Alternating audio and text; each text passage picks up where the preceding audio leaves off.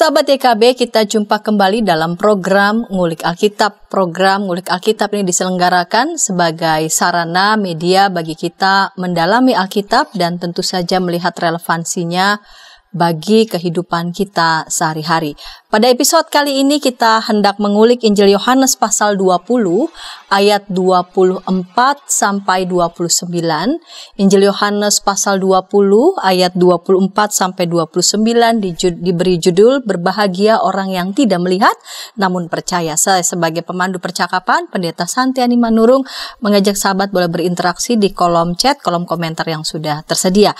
Dan untuk menolong kita mengulik Injil Yohanes pasal 20 ayat 24 sampai 29 telah hadir di studio Bapak Pendeta Suta Prawira.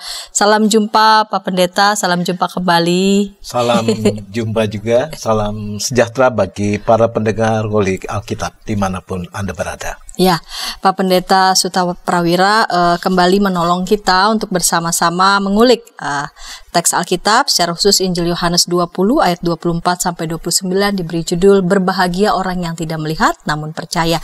Kita mulai saja ya Pak Pendeta. Sebelum kita mulai, kita akan buka dalam doa. Silakan Bapak Pendeta boleh memimpin kita dalam doa. Mari saudara-saudara kita menyatukan hati dalam doa.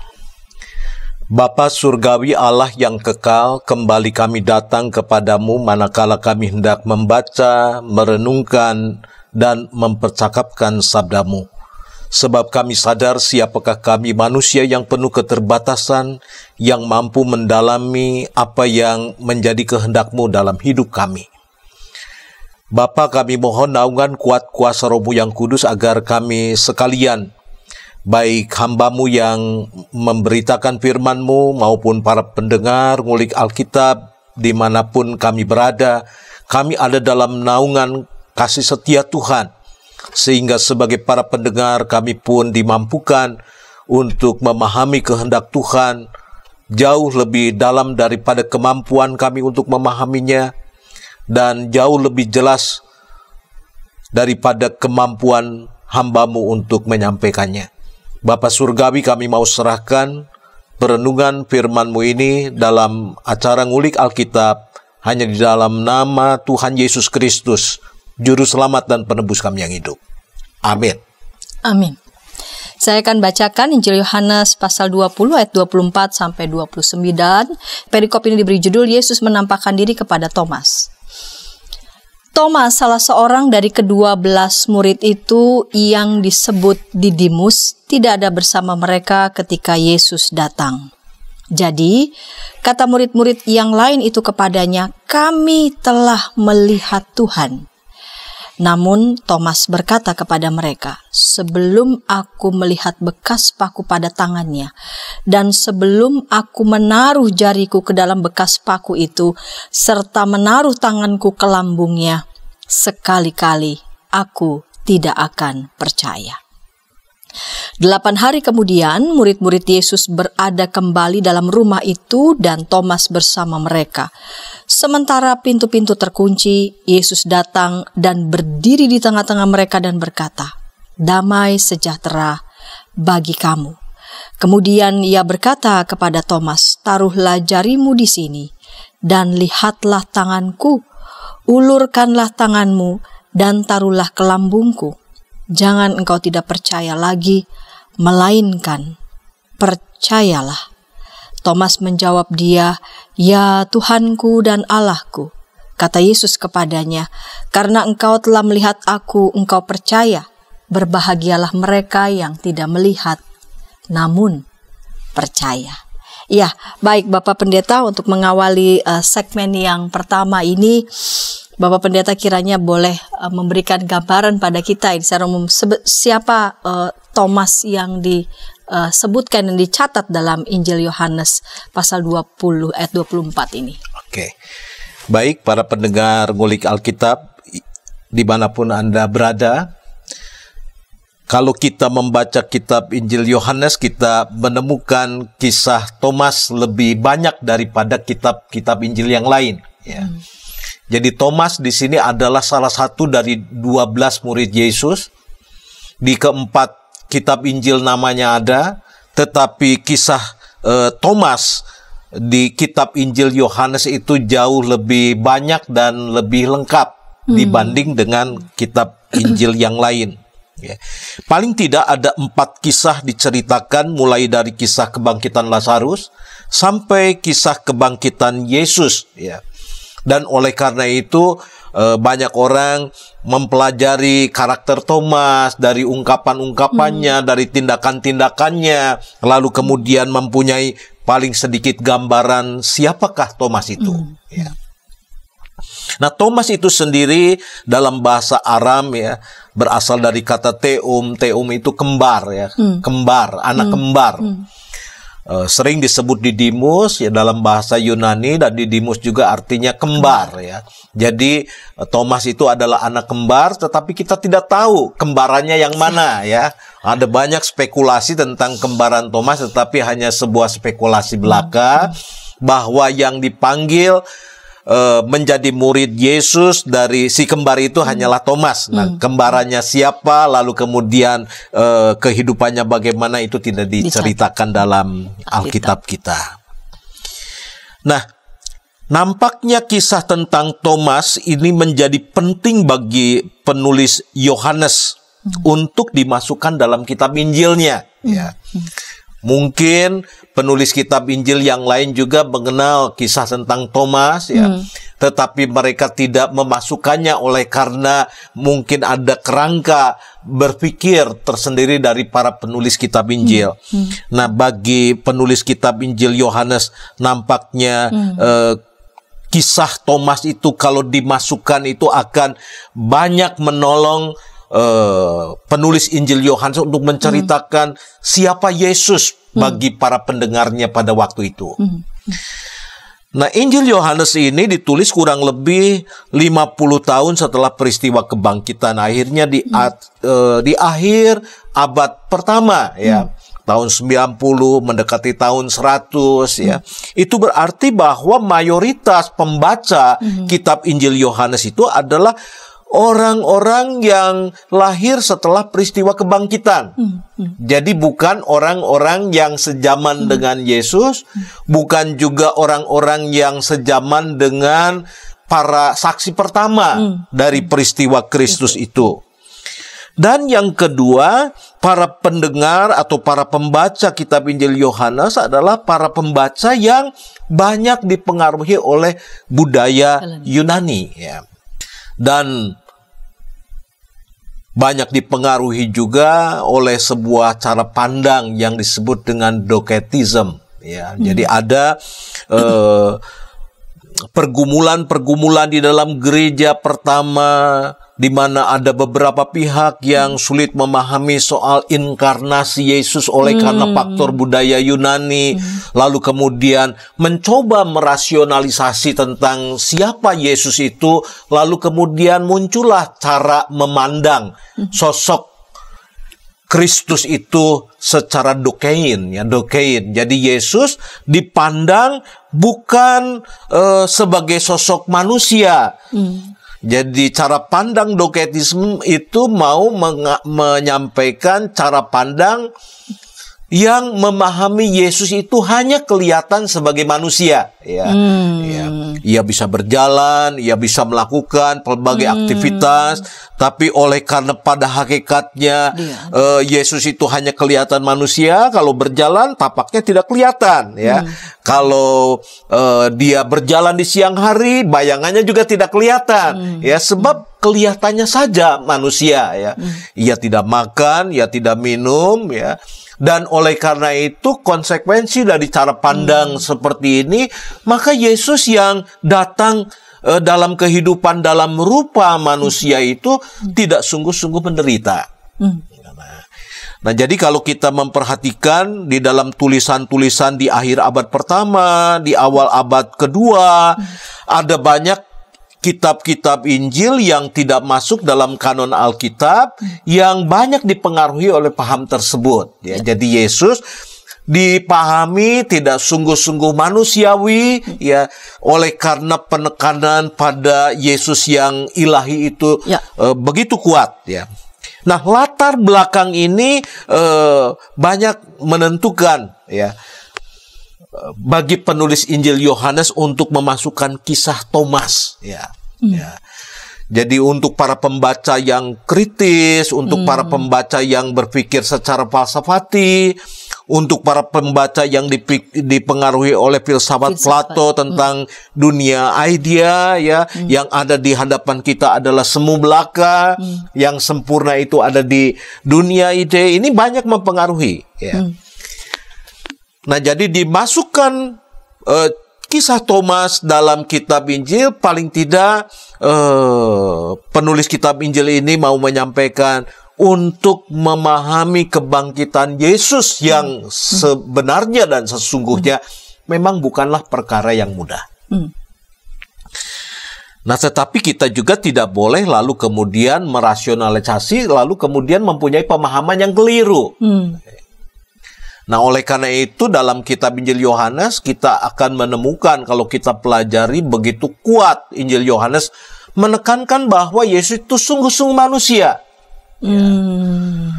Dia itu terdiri dari darah dan daging. Ia juga memiliki emosi. Oleh karena itu dikisahkan bagaimana Yesus menangis, ya, ketika mendapati sahabatnya meninggal, ya. Yesus juga bergumul begitu berat. Dan ketika Yesus disalibkan, memang dari tubuhnya itu keluar cairan yang mau menunjukkan bahwa dia bukan bayang-bayang. Dia itu adalah manusia sejati dalam rupa manusia dan terdiri darah dan daging. Nah, kisah Thomas yang bergumul berat dan lalu kemudian untuk percaya ia menuntut bukti, buktinya itu mesti bisa dilihat dan diraba, itu juga sebenarnya mau memberikan sebuah pemahaman kepada para pembaca bahwa Yesus ketika hidup berkarya terdiri dari darah dan daging, dan Yesus yang dibangkitkan juga dia memiliki darah dan daging. Walaupun kita menemukan Yesus yang bangkit ada dalam sebuah misteri, ya. Sebab ternyata darah dan daging bisa masuk ke dalam ruang yang terkunci rapat.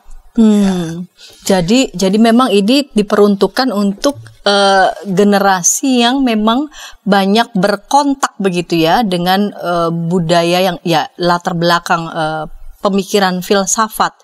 Di satu sisi mereka bergumul dengan pemikiran filsafat, di sisi yang lain kebenaran akan Kristus itu, ya, yang adalah anak Allah tetapi bukan bayang-bayang. Betul. Jadi Yesus bukan bayang-bayang, bukan semu, dia itu adalah darah dan daging, manusia sejati. Ya. Itu yang mau ditekankan melalui bagian ini. Baik Pak Pendeta. Ini menarik, dan bagaimana kebutuhan Injil Yohanes di mana para pendengarnya, ya, pada waktu itu banyak berkontak, ya, dengan kebudayaan Yunani termasuk pemikiran filsafat, dan merasa sangat penting memasukkan kisah tentang Thomas ini untuk menunjukkan sesuatu. Nah, kita akan ulas ini di segmen yang kedua, sekaligus juga nanti di segmen kedua Bapak Pendeta bisa mengelaborasi kira-kira karakter Thomas ini yang representatif seperti kecenderungan orang pada waktu itu seperti apa, begitu, ya. Kita akan ulas itu segmen kedua, namun sebelumnya kita dengarkan pesan-pesan berikut ini.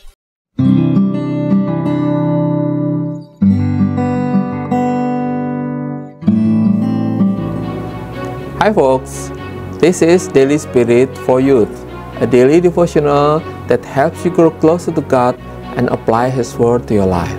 Daily Spirit for Youth dapat Anda saksikan hari Senin sampai Sabtu, pukul 4.30 waktu Indonesia Barat, di channel YKB TV. Kita jumpa dalam acara Pembangunan Jemaat. Pembangunan Jemaat setiap Senin di minggu kedua dan keempat, pukul 20 waktu Indonesia Barat. Dapat Anda nikmati di channel YKB TV. Dari gungkungan malam gelap, nyanyikanlah nyanyian baru setiap hari Rabu, pukul 12 waktu Indonesia Barat, dapat Anda nikmati di channel Lagu Rohani YKB TV.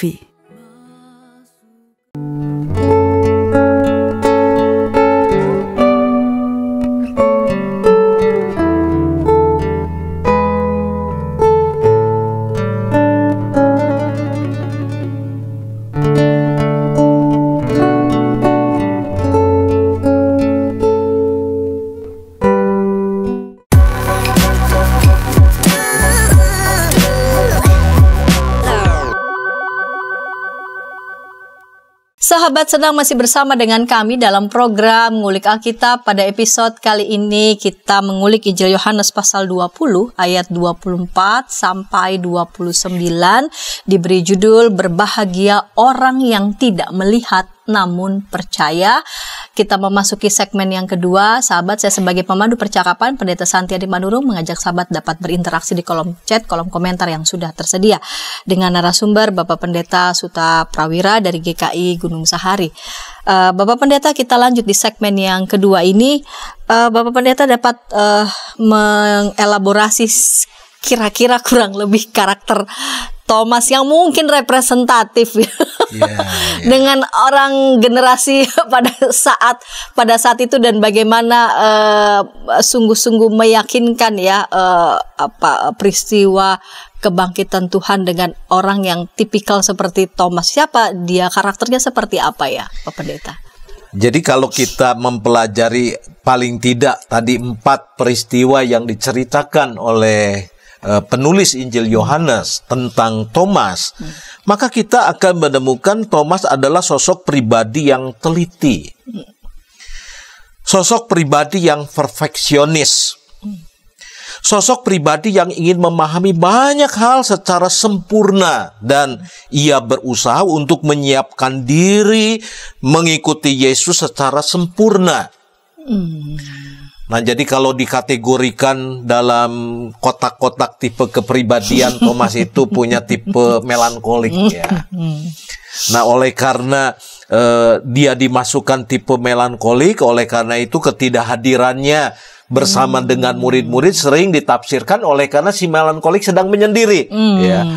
Walaupun kita tidak tahu persis ya, dia tidak ada di situ tuh apakah ya ada keperluan atau, tetapi oleh karena tipe kepribadiannya seperti itu, maka para penafsir ada yang berpendapat ya menyendiri karena diliputi kesedihan ya.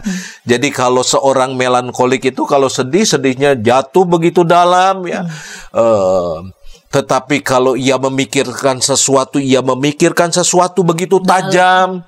Dan orang-orang yang melankolik itu kalau ia berkata-kata, kata-katanya itu menusuk sebab dipikirkan lama, dipilih kata yang tepat ya. Oleh karena itu kita mendapati misalkan di dalam Yohanes 11 ayat 16, ketika Yesus hendak kembali ke Betania ya, murid-murid yang lain merasa keberatan sebab baru saja Yesus hendak dilempari di sana. Lalu kemudian Thomas berkata sepertinya menusuk ya. Mari kita pergi bersama dengan dia agar kita juga mati bersamanya ya. Jadi kita menunjukkan kata-kata itu menusuk ya. Ini ciri orang melankolik ya. Orang melankolik jarang ngomong, sekali ngomong ya. Sebab katanya dipilih, saatnya dipilih, sehingga ketika disampaikan, ini ciri dari Thomas ya. Lalu kemudian ketika Yesus menceritakan tentang kepergiannya ke rumah Bapa, mengatakan kepada murid-murid, jangan khawatir, aku menyediakan tempat bagimu. Dan Yesus berkata, kemana aku pergi kamu tahu jalan ke situ. Thomas itu lalu kemudian menyaut ya, ia berkata, Tuhan, kami tidak tahu kemana engkau pergi ya. Kan ada banyak murid, tetapi Thomas yang bereaksi sebab dia ingin. Jadi seorang melankolik itu seorang yang pandai ya kalau di sekolah itu. Sebab dia kalau mendengar, dia dengar sungguh-sungguh. Ya. Kalau ia tidak mengerti, dia tanya. Oleh karena itu banyak orang-orang melankolik itu prestasinya tinggi-tinggi begitu ya di sekolah itu, sebab dia menyerap begitu tajam, teliti, lalu kemudian mengingat begitu jelas dan mencatat. Nah, ini adalah pribadi dari Thomas. Ya. Jadi kalau Thomas dikategorikan sebagai seorang yang melankolik oleh karena memang cerita-cerita yang ditampilkan menunjukkan dia pribadi yang perfeksionis, yang teliti, ingin sempurna, dan ketika mengalami kekecewaan, tekanannya begitu berat. Ya. Nah, untuk sosok orang seperti ini, ya, ketika ia menghadapi bapak gurunya atau Tuhannya mati di atas kayu salib dan tidak berdaya, ia mengalami kehilangan harapan, putus asa, lalu kemudian ia merasa tidak nyaman berada di dalam persekutuan, ya nyaman tinggal dalam kesedihan, dalam kegelapannya, sambil mungkin meratapi dirinya sebagai orang yang paling malang. Ya. Nah, oleh karena itu murid-murid lain berusaha untuk meyakinkan Thomas bahwa Yesus sudah bangkit. Ya, sebab murid-murid yang lain bertemu dengan Tuhan. Nah, pribadi kisah Thomas seperti ini ya, adalah kisah yang mungkin bagi penulis Injil Yohanes akan menolong bagi kelompok masyarakat yang berinteraksi dengan dunia filsafat. Ya. Orang-orang Yunani itu kan punya cara berpikir yang esensial. Ya. Kalau orang-orang Yahudi pada umumnya berpikir fungsional. Ya, jadi kalau kita bicara soal dosa, ya, orang-orang Yunani itu berbicara dosa itu apa, lalu kemudian itu datangnya dari mana, ya, sampai pada esensinya. Oleh karena itu dalam cara berpikir filsafat Yunani, orang bisa sampai pada satu titik masuk dalam spekulasi-spekulasi supaya sampai pada esensinya. Dan tidak terbantahkan. Nah, ini latar belakang pembaca itu kebanyakan walaupun tidak semua. Yohanes sendiri sebenarnya bukan seorang Yunani. Ia juga tidak melulu menggunakan cara berpikir Yunani. Ia seorang Yahudi. Bagaimana sebagai seorang Yahudi ia ingin menjelaskan pemahaman tentang kebangkitan Kristus bagi orang-orang yang banyak dipengaruhi oleh cara berpikir seperti itu. Nah, kisah Thomas yang kritis tentang kebangkitan, yang tidak gampang percaya, ya. Jadi bagi orang Yunani sendiri, kebangkitan itu adalah sebuah kebodohan. Kalau bagi orang Yahudi, kebangkitan itu batu sandungan, ya. Sebab Mesias kok disalib tidak membanggakan. Betul. Tapi bagi orang Yunani, kebangkitan itu kebodohan, salib itu kebodohan. Kenapa? Sebab orang kalau diberitakan Yesus bangkit, itu berarti roh masuk lagi ke dalam daging. Padahal daging dalam pemahaman orang-orang Yunani dianggap jauh lebih kasar. Jauh lebih buruk. Betul. Orang akan disebut mengalami keselamatan, kelepasan apabila roh bisa cepat melepaskan dari daging. Jadi kalau balik lagi ke dalam daging, bagaimana sebagai orang Yunani aku memahami ini? Nah, jadi pergumulan Thomas yang begitu sulit untuk memahami kebangkitan adalah potret, ya, masyarakat para pendengar pembaca kitab Injil Yohanes. Nah, tetapi betapapun demikian, Injil Yohanes tidak setuju merasionalisasi, ya, supaya bisa memahami Yesus, lalu kemudian ya udah diambil jalan pintas, Yesus itu hanya bayang-bayang belaka, ya. Sebab kalau dikatakan bayang-bayang belaka, maka kita akan terjebak pada satu pemahaman penderitaan Yesus itu semu belaka. Ya. Betul. Padahal Yesus itu menderita, sungguh-sungguh menderita. Ya, mengalami kesakitan, sungguh-sungguh mengalami kesakitan. Kehilangan, rasa sepi, ditinggalkan, mati, itu sungguh-sungguh. Ya. Nah, ini yang mau disampaikan. Nah, pergumulan Thomas, bagaimana ia bergerak dari ketidakpercayaannya menjadi percaya, ini yang sebenarnya mau diberitakan dalam bagian ini. Baik, jadi ketika Thomas berkata kepada saudara-saudaranya, ya, para murid lain, sebelum aku melihat bekas paku pada tangannya dan sebelum aku menaruh jariku ke dalam bekas paku itu serta menaruh tanganku ke lambungnya, sekali-kali aku tidak akan percaya. Ini mau membuktikan tentang betapa telitinya dan perfeksionisnya Thomas, Kak. Betul, ya. Jadi jangan-jangan ya, walaupun tidak ada ceritanya, Thomas melihat bagaimana Yesus disalib. Jadi bukan hanya mendengar. Ini praduga saya ya. Dia melihat, jadi dia begitu hancur. Ya, ketika paku itu menghujam, ketika tombaknya, dia melihat walaupun tidak diceritakan. Apakah dia melihat dari jauh? Coba dia mengatakan dalam dirinya, habis sudah. Oleh karena itu dia minta bukti. Apakah yang menampakkan diri itu Yesus yang aku lihat dihujam begitu? Dan aku ingin mencucukkan, menaruh jariku pada luka itu. Nah, ini yang sebenarnya ciri dari Thomas. Aku ingin memastikan sehingga aku bisa percaya dan sungguh-sungguh percaya. Nah, ini adalah cara berpikir yang mengharapkan bukti ya. Evidence, betul. Ya, bukti ya. Jadi berangkat dari bukti aku menjadi percaya. Padahal dalam kehidupan iman percaya itu kan sekali kita beriman, lalu iman yang akan menuntun kita pada pengertian ya. Nah, ketika sesudah Thomas mengatakan itu, dikatakan 8 hari kemudian murid-murid Yesus berada kembali dalam rumah itu, dan Thomas saat itu bersama mereka, sementara pintu-pintu terkunci. Lalu Yesus datang, berdiri di tengah mereka dan berkata, damai sejahtera bagi kamu. Kemudian ia berkata pada Thomas, taruhlah jarimu di sini dan lihatlah tanganku, ulurkanlah tanganmu dan taruhlah ke lambungku. Jangan kau tidak percaya lagi, melainkan percayalah.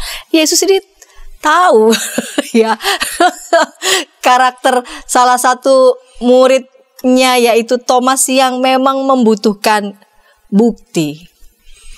Jadi ini berarti bahwa Yesus yang bangkit itu, walaupun ia tidak kelihatan, ia tahu apa yang terjadi dalam diri murid-murid. Setiap percakapan, walaupun di dalam ruang tertutup, Yesus tahu. Nah, oleh karena itu, ketika Yesus menghampiri Thomas, ia menyampaikan apa yang menjadi harapan Thomas. Nah, pada bagian ini sebenarnya ada pesan yang penting. Yesus yang bangkit itu Yesus yang tidak dibatasi ruang lagi. Ya.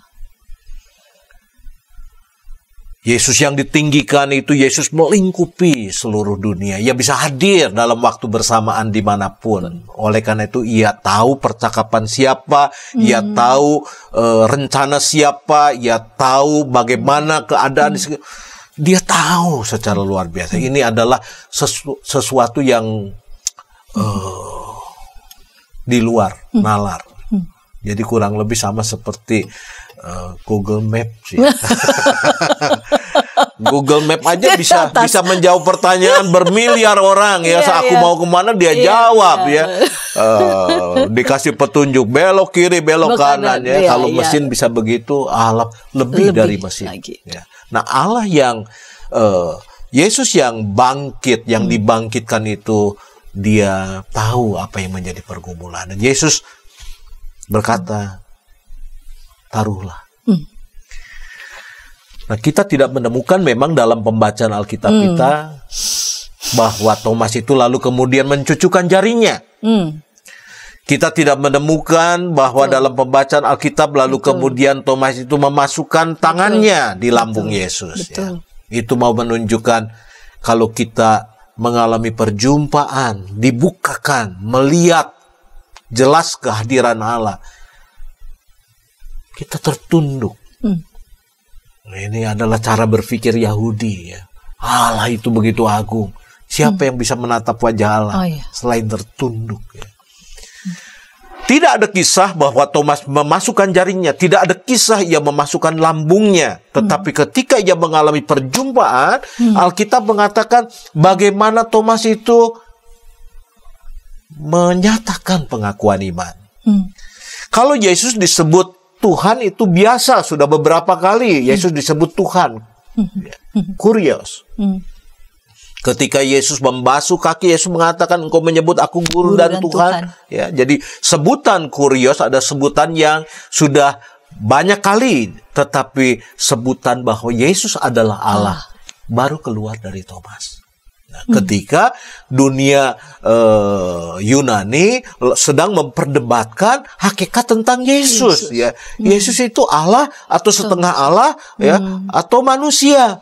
Lalu kemudian dalam perkembangan selanjutnya di awal abad kedua, awal abad ketiga, ya, perdebatan tentang hakikat Yesus sungguh luar biasa. Thomas di dalam kitab Injil Yohanes diceritakan, menyatakan sebuah pengakuan iman bahwa engkau adalah Allah. Jadi ini yang pertama.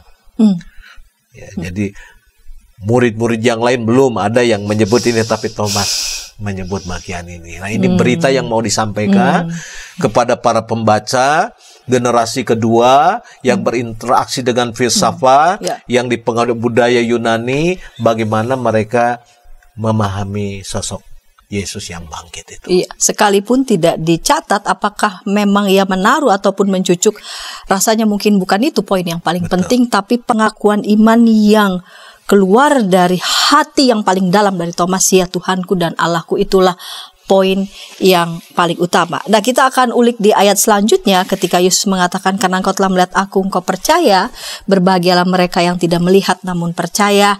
Apakah lalu kemudian Yesus tidak akan menampakkan diri lagi, dan bagaimana kita menghayati sesuai dengan judul berbahagia orang yang tidak melihat namun percaya? Kita akan ulas di segmen ketiga, namun sebelumnya kita dengarkan pesan-pesan berikut ini.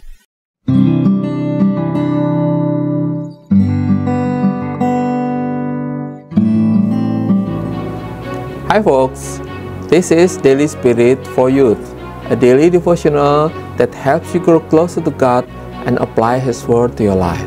Daily Spirit for Youth dapat Anda saksikan hari Senin sampai Sabtu, pukul 4.30 waktu Indonesia Barat, di channel YKB TV. Kita jumpa dalam acara Pembangunan Jemaat. Pembangunan Jemaat setiap Senin di minggu kedua dan keempat pukul 20 waktu Indonesia Barat.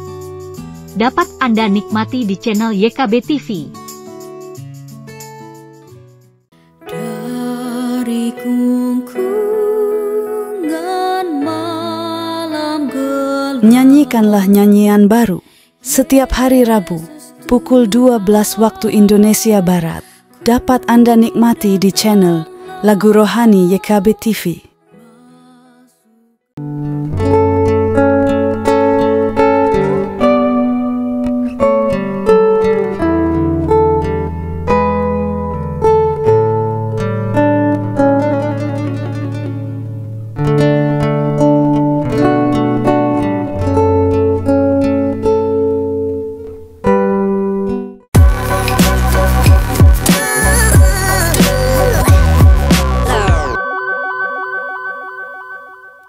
Sahabat senang masih bersama dengan kami dalam program Ngulik Alkitab. Pada episode kali ini kita mengulik Injil Yohanes pasal 20 ayat 24 sampai 29, diberi judul berbahagia orang yang tidak melihat namun percaya. Kita sudah tiba memasuki segmen yang ketiga. Saya mengajak sahabat boleh berinteraksi di kolom komentar yang sudah tersedia.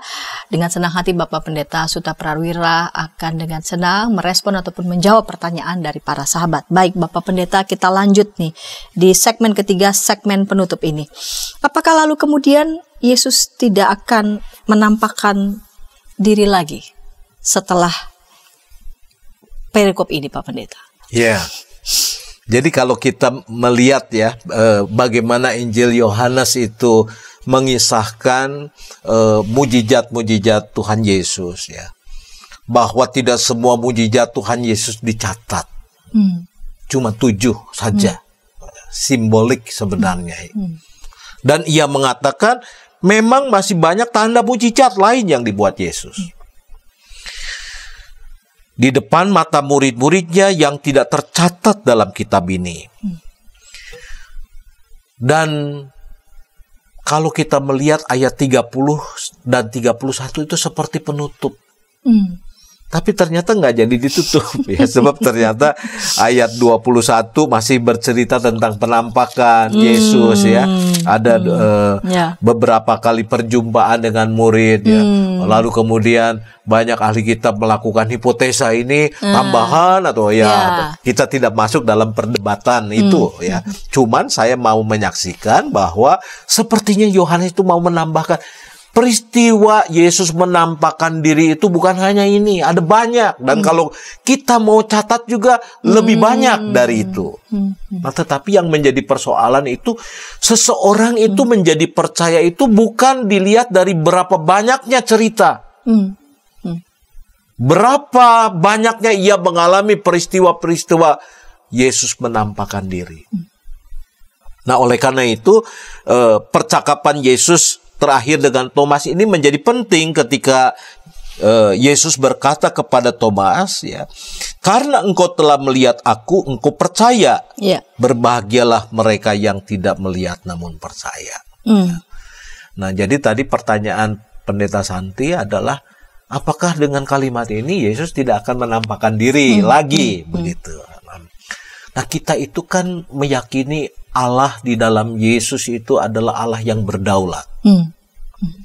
Yang tidak bisa lalu kemudian diprediksi. Ya. Kalau Allah mau menampakkan, ya, seperti ia menampakkan dirinya kepada murid-murid, bisa. Dan saya yakin masih tetap berlangsung di sepanjang zaman ini. Nah, tetapi bahwa Allah juga menitipkan kepada para saksi, baik saksi angkatan pertama, saksi angkatan pertama itu adalah rasul-rasul yang berjumpa langsung dengan Yesus, maupun saksi di angkatan kedua, di mana perjumpaan dengan Yesus itu bukan perjumpaan fisik, tetapi perjumpaan batin. Nah, mereka menyaksikan. Dan ketika para saksi itu menyaksikan karya Kristus, Yesus hadir di situ. Jadi Yesus bisa menampakkan diri melalui kesaksian para saksi angkatan kedua, angkatan ketiga, dan angkatan kita. Jadi kalau kita adalah angkatan yang kesekian, lalu kemudian menyaksikan bagaimana Yesus itu sungguh bangkit dan kami mengalaminya. Dan ketika kita menyaksikannya di dalam naungan kuat kuasa Roh Kudus dan orang-orang menjadi percaya, itu bagian dari karya Yesus yang menampakkan diri. Jadi Yesus bisa menampakkan diri melalui karya murid-muridnya. Yesus juga bisa menampakkan diri dengan cara yang supranatural, seperti yang ia nyatakan kepada murid-muridnya. Nah, kalau kita meyakini Allah berdaulat, maka kita mesti memberikan ruang bagi bagaimana cara Allah bekerja. Nah, oleh karena itu, kalau kita mendengar kesaksian-kesaksian bagaimana orang mengalami perjumpaan dengan Yesus, bagaimana hidupnya diubahkan, ya, kita akan menemukan begitu kayanya cara Allah menampakkan diri. Ada yang diubahkan ketika dengar lagu. Lagu yang kita dengar dan lagu yang dia dengar, ternyata ketika dia dengar mengubahkan dia. Kok ketika aku dengar tidak diubahkan aku? Ya. Padahal lagunya sama. Diputar berulang-ulang. Jadi sebenarnya bukan lagunya, tetapi Allah bisa bekerja melalui lagu, bisa bekerja melalui kita yang melayani. Mungkin kita melayaninya rasanya biasa-biasa saja, tapi Allah bisa pakai yang biasa-biasa juga. Mungkin seseorang berkhotbah tidak begitu menarik, ya, buat banyak orang mengantuk. Tetapi kita sering mendengar, aku diubahkan ketika Pak Pendeta berkhotbah. Nah, jadi jangan juga kita takabur, ya, ketika kita melakukan tugas panggilan sebagai seorang pelayan, lalu kemudian kita merasa oleh karena aku, ya, orang diperjumpakan dengan Allah itu bukan karena aku, apalagi kepandaianku, tetapi itu adalah pekerjaan Roh. Dan bagaimana Thomas menjadi percaya, bagaimana Thomas itu lalu tersungkur dan menyebut, ya, sebutan pengakuan iman pertama bahwa Yesus disebut Allah, ya. Itu juga adalah karya Roh Kudus dalam hidup kita. Nah, jadi menjawab pertanyaan tadi, apakah Yesus akan terus menampakkan diri kepada setiap orang, menyertai murid-muridnya yang bersaksi, yang berjuang di tengah dunia untuk meyakinkan banyak orang. Sebab kalau kita mempelajari kitab Injil Yohanes, Yohanes itu memberitakan bahwa Allah itu mengasihi dunia ini. Ya. Kosmos. Ya. Semesta. Alam semesta. Dan barang siapa yang percaya. Jadi kan manusia yang percaya, kan tidak binatang. Ia akan boleh hidup. Dan melalui karya manusia itu, karya keselamatan untuk alam semesta itu dinyatakan. Nah, ini adalah satu gagasan yang sungguh luar biasa yang diberitakan dalam kitab Injil Yohanes.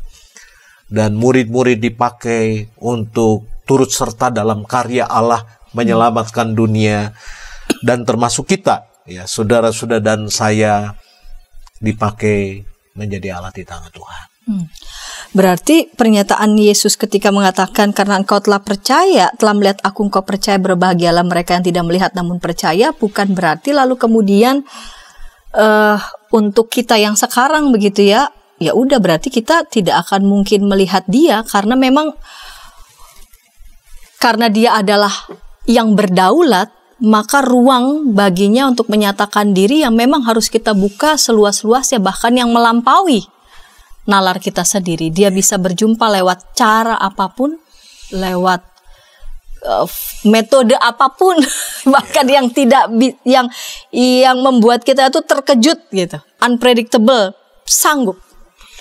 Jadi sebenarnya ketika Yesus mengatakan berbahagialah yang tidak melihat namun percaya, itu berarti dalam kehidupan itu ada orang yang meminta bukti baru percaya. Tetapi semakin matang seseorang, walaupun mereka tidak menemukan bukti-bukti yang dituntut oleh dirinya, tapi ia tetap teguh percaya. Nah, itu berarti dia punya kematangan yang lebih. Sebab orang yang minta bukti itu orang seperti orang yang baru, ya. Jadi kalau ada orang Kristen baru minta bukti, ya kalau baru kita maklumi. Tapi kalau sudah lama menjadi Kristen, masih minta bukti bahwa Allah mengasihi aku, minta bukti Allah itu berkuasa atas kehidupan di dunia ini, nah itu berarti kita tidak naik, ya. Kematangan kita tidak bertumbuh, ya. Tidak menyatakan pemahaman yang dalam. Mengapa kita mesti bertumbuh? Sebab kita mesti menyadari juga bahwa cara berpikir kita dengan cara berpikir Allah dan cara pandang kita dengan cara pandang Allah itu tidak sama, ya. Kita hanya melihat sebatas kita bisa melihat. Allah melihat itu begitu luas. Lalu kita itu ditempatkan di dalam satu mosaik yang begitu besar, lalu kita punya tempat. Nah, tempat kita di tengah-tengah mosaik yang besar, acap kali kita tidak bisa lihat. Sulit, betul. Nah, orang itu kalau berpikir sempit, ia minta bukti. Misalkan, Tuhan kalau engkau mengasihi aku, sembuhkan aku. Itu kita minta bukti. Padahal sebenarnya jangan-jangan Tuhan itu mempunyai rencana di dalam kerapuhan kita, di dalam kelemahan tubuh kita, sebab kita sedang ditempatkan dalam sebuah mosaik yang begitu besar yang kita tidak pahami. Nah, orang yang matang itu, ia akan mengatakan betapapun aku tetap sakit. Aku tetap yakin kau ada. Betapapun permintaan-permintaanku tidak dikabulkan. Itu bukan sesuatu yang menjadi dasar bagi aku, ya. Nah, itu sebenarnya yang diharapkan dalam kehidupan iman percaya kita. Nah, tetapi Tuhan juga memaklumi ada orang-orang yang minta bukti karena baru, ya. Tuhan bisa, ya, memenuhi, ya, sama seperti Allah datang menjumpai Thomas. Engkau minta bukti, aku tunjukkan buktinya. Tapi jangan juga lalu kemudian memberikan ruang yang terbatas bagi dia menyatakan dirinya, karena tidak akan mungkin kita bisa memberi ruang yang terbatas. Pak Pendeta tadi mengatakan mata kita ini kan begini aja ya. Cuma bisa melihat area mana sih kita cuma bisa melihat, tapi Allah itu maha, dia berdaulat, maka Dia yang mampu untuk bisa menempatkan kita dalam sebuah mosaik yang sangat besar, yang memang kita belum mampu kita melihat dalam waktu yang cepat. Kita perlu waktu untuk dituntun sampai pada pengertian dan penghayatan itu. Nah, oleh karena itu, beriman itu akan menuntun kita pada pengertian. Berarti iman menuntun pada iman lebih dulu. Iya, jadi beriman itu sebab tidak mungkin kita mengerti semua rancangan Tuhan. Ketika kita beriman, ya, Anselmus mengatakan, ya, iman itu yang akan menuntun kita pada pengertian. Mungkin satu waktu kita bisa memahami rancangan Tuhan dalam hidup kita. Baik, Pak Pendeta. Betapapun saya dan sahabat bergumul terus ya dalam proses perjalanan iman kita bersama dengan Tuhan. Namun ketika kita memilih untuk beriman, biarlah iman kita kepada Tuhan itu menuntun kita pada pengertian bahwa Tuhan selalu memberikan yang terbaik pada kita, Tuhan selalu memberikan yang terbaik melalui kita, karena Dia sedang merancang sesuatu yang jauh lebih indah, jauh lebih hebat, jauh lebih luas. Yang Dia minta adalah kita mau dituntun untuk tetap beriman kepadanya. Terima kasih Pak Pendeta untuk kesediaan berbagi dengan kita semua pada episode kali ini, Injil Yohanes pasal 20 ayat 24 sampai 29. Dan ketika sahabat boleh merasakan atau mengalami ya perjumpaan dengan Tuhan melalui tayangan ini, para sahabat boleh membagikannya kepada sebanyak mungkin orang dan dapat menekan tombol like maupun subscribe sehingga boleh mendapatkan update dari tayangan YKB TV. Kita hendak menutup episode kali dalam doa. Silakan Bapak Pendeta dapat menutupnya dalam doa. Mari Bapak Ibu saudara-saudara kita menyatukan hati dalam doa. Bapa Surgawi Allah yang baik, kami datang kembali kepadamu di penghujung ngulik Alkitab, mengucap syukur atas kasih dan rahmat-Mu yang memberi kami hikmat, yang memampukan kami mengenali karya-Mu dalam hidup kami semua. Tolong kami semua ya Bapa, di dalam kehidupan sehari lepas sehari, agar kami juga boleh mempersaksikan akan kebangkitan-Mu, melalui kebangkitan hidup kami yang tidak ditaklukkan oleh pelbagai kesusahan, pelbagai pergumulan, dan justru pergumulan kesusahan hidup menjadi titik pijak, menjadi peluang untuk memberitakan perbuatan-perbuatan-Mu yang besar. Bapa Surgawi Allah yang kekal, kami mau serahkan seluruh kehidupan kami hanya ke dalam tangan pengasihan Tuhan Yesus. Di dalam nama-Mu kami berdoa dan mengucap syukur. Amin. Amin.